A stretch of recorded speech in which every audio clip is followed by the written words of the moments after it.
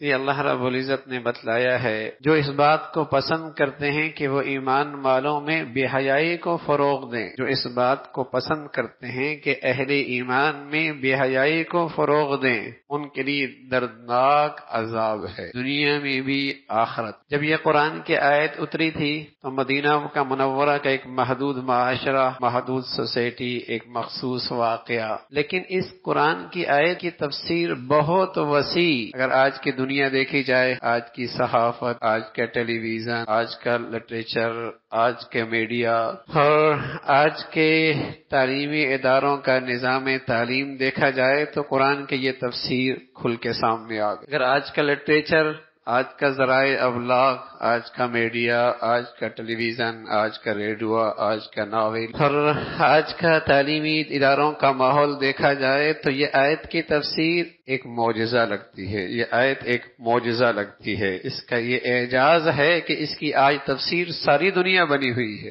ان الذین یحبون ان تشیع الفاحشہ، جو لوگ اس بات کو پسند کرتے ہیں کہ ایمان والوں میں وہ بے حیائی کو فروغ دیں۔ جب یہ آیت اتری تھی تو ایمان والوں نے بن دیکھے اس آیت پہ ایمان لایا تھا، بن دیکھے ایک مخصوص واقعہ تھا، لیکن اس کی تفسیر اس سے زیادہ وسعت رکھتی تھی۔ بن دیکھے اس آیت پر ایمان لایا، لیکن اب تو ہر گھر، ہر سوسائٹی، ہر بازار، ہر گلی، ہر گلی کوچہ اس آیت کی تفسیر بنا ہوا ہے کہ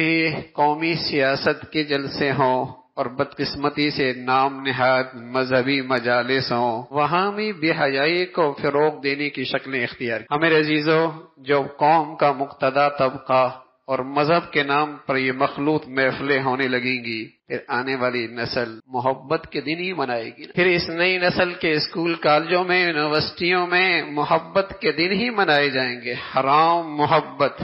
اور پھر اسے روز بروز فروغ دیا جائے گا ذرائع ابلاغ کے ذریعے۔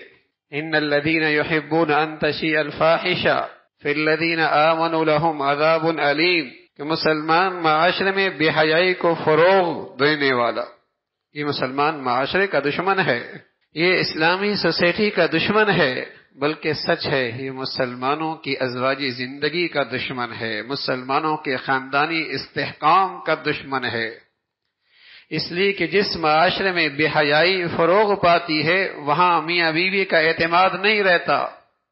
وہاں بیٹا بھی باپ کا نہیں رہا کرتا اور بیٹیاں بھی ماؤں کی نہیں رہا کرتی،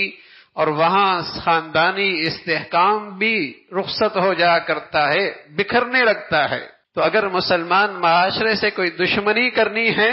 تو پھر اس معاشرے میں بے حیائی کو فروغ دے دو۔ اگر مسلمان معاشرے کو تباہ کرنا ہے، ان کے گھروں کی زندگیوں کو، ان کے خاندانوں کو، ان کی نسلوں کو، ان میں بے حیائی کو فروغ دے دو۔ اس لیے اللہ نے ایسے لوگوں کے لیے دردناک عذاب کا اعلان کیا ہے کہ یہ اسلامی معاشرے کے دشمن ہے، بے حیائی کو فروغ دے رہے ہیں۔